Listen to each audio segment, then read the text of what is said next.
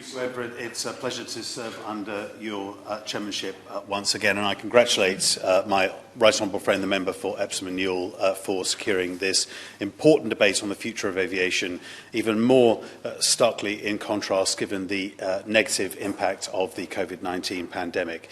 I have the privilege, Sir Edward, to represent Gatwick Airport within my constituency, and they are truly suffering as a result of this pandemic's impact. But the reason why I established, and I'm honoured to chair, the Future of Aviation All-Party Parliamentary Group is because whilst this, of course, has had a devastating impact on my local community, it is, as my right honourable friend said in his opening remarks, an issue of vital importance for the whole of the UK economy. Aviation, before the pandemic, accounted for about 4.5% of UK GDP, and as the right honourable member said, many hundreds of thousands of people employed directly in this sector and more widely as well. Just to give you the context of Gatwick Airport, they have seen their business reduce since the start of the pandemic by over 61%.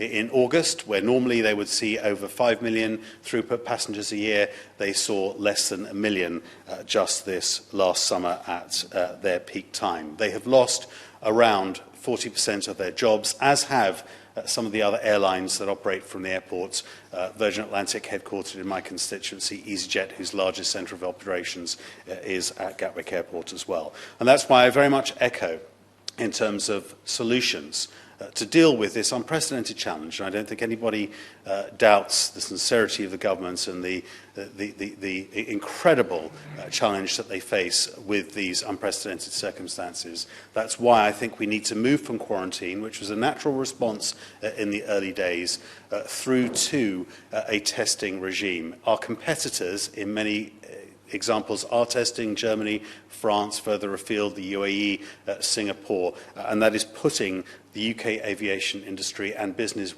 more widely at a competitive disadvantage. Last week in the House of Commons, I asked for the Global Travel Task Force, which the Prime Minister rightly established, to report as soon as possible, and I very much hope testing will be part of that.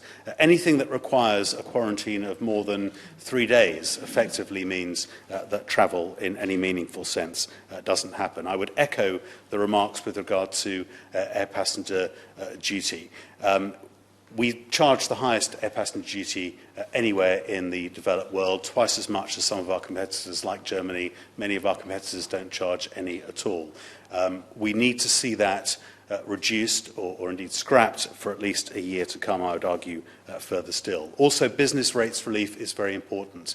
In England, I think airports should be subject to business rates relief. The Gatwick example.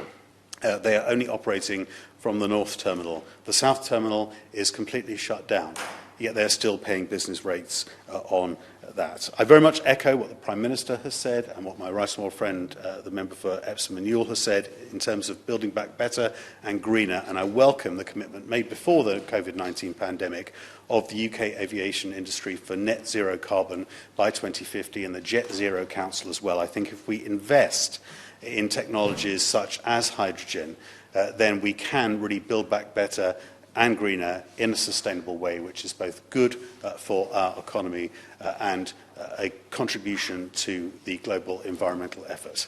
Thank you very much.